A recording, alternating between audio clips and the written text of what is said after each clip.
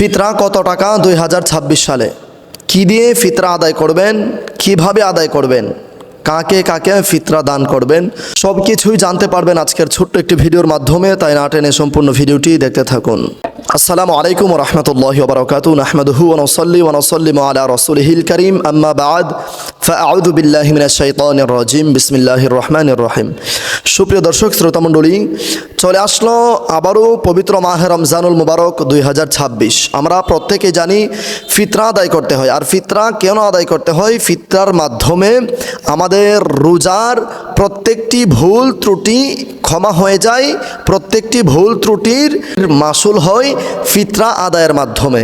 এজন্যই মূলত ফিতরা আদায় করতে হয়। ইসলামী শরিয়া মতে গম, জব, আটা, কিশমিশ, খেজুর এবং পনির এর মধ্য থেকে আপনার সাধ্যে সামর্থ্যে যেটা দিয়ে আপনি আদায় করতে পারবেন সেটা দিয়েই আপনাকে ফিতরা আদায় করতে হবে। অথবা যদি আপনি এটা না দেন, এটার মূল্য, যেমন আপনি যদি খেজুর অথবা কিশমিশ অথবা পনির অথবা গম, জব দিয়ে আদায় করেন, যেটা দিয়ে আপনি আদায় করতে আপনার সাধ্য সামর্থ্য রয়েছে, আপনি সেটা দিয়ে আদায় করতে হবে। ধরুন আপনি পনির দিয়ে আদায় করতে পারবেন অথবা খেজুর বা কিশমিশ দিয়ে আদায় করতে পারবেন, কিন্তু আপনি সাধ্য সামর্থ্য থাকা সত্ত্বেও এটা দিয়ে আদায় না করে আপনি গম অথবা আটা সস্তায় আপনি এটার মূল্য দিয়ে ফিতরা আদায় করলেন।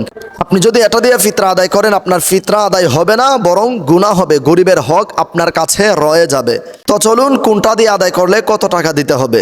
গম বা আটা দ্বারা যদি আপনি ফিতরা আদায় করেন, তাহলে আপনাকে সর্বনিম্ন 110 টাকা দিয়ে ফিতরা আদায় করতে হবে, যদি গম বা আটার মূল্য দ্বারা ফিতরা আদায় করেন।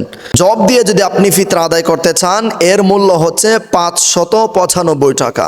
আপনি এর মূল্য 595 টাকা দিয়ে ফিতরা আদায় করতে হবে।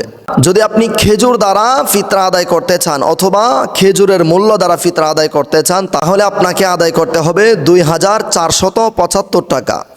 খেজুরের মূল্য হচ্ছে 2475 টাকা। আর যদি কিশমিশ দ্বারা আপনি ফিতরা আদায় করতে চান অথবা কিশমিশের মূল্য দ্বারা আপনি ফিতরা আদায় করতে চান, তাহলে আপনাকে আদায় করতে হবে 2640 টাকা।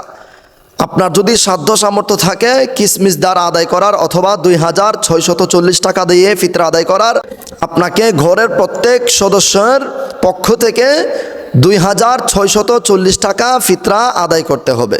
আর যদি আপনি পনির দ্বারা ফিতরা আদায় করতে চান, অথবা পনির হচ্ছে দুধ দ্বারা তৈরি করতে হয়, যদি আপনি পনির দ্বারা ফিতরা আদায় করতে চান, তাহলে সেই পনিরের মূল্য যদি আপনি দেন, আপনাকে দিতে হবে 2805 টাকা। এর 1 টাকাও কম দিতে পারবেন না। যদি আপনার সাধ্য সামর্থ্যের মধ্যে থাকে সর্বোচ্চ 2805 টাকা দেওয়ার, আপনি 2805 টাকা ঘরের প্রত্যেক সদস্যের পক্ষ থেকে আদায় করতে হবে।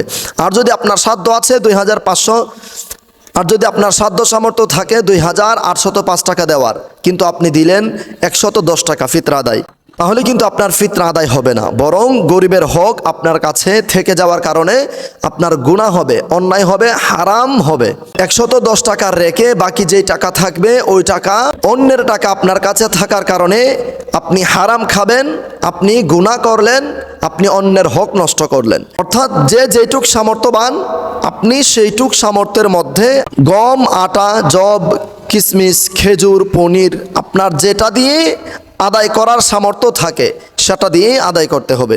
যদি আপনার সামর্থ্য থাকা সত্ত্বেও আপনি সর্বনিম্ন দিয়ে আদায় করেন, যেমন সর্বোচ্চ হচ্ছে 2805 টাকা, আপনি এটা না দিয়ে 110 টাকা দিয়ে আদায় করলেন, তাহলে কিন্তু হবে না, গরিবের হক আপনার কাছে থেকে যাবে, আপনি হারামখোর হিসেবে আল্লাহর দরবারে গণ্য হবেন।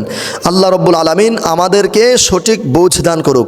আশা করছি আপনারা সকলে বুঝতে পেরেছেন। আজকের এই ভিডিওটি সাওয়াবের নিয়তে অন্য ভাই বোনদেরকে শেখানোর, জানানোর নিয়তে প্রচুর পরিমাণে শেয়ার করে সারা বিশ্বে ছড়িয়ে দিবেন। আর এইরকম গুরুত্বপূর্ণ দোয়া ও আমলের মাসাইল জানতে আমাদের এই ইউটিউব চ্যানেল, ফেসবুক পেজ ও টিকটক আইডি ফলো দিয়ে আমাদের সাথেই থাকতে পারেন। আসসালামু আলাইকুম ওয়া রাহমাতুল্লাহ।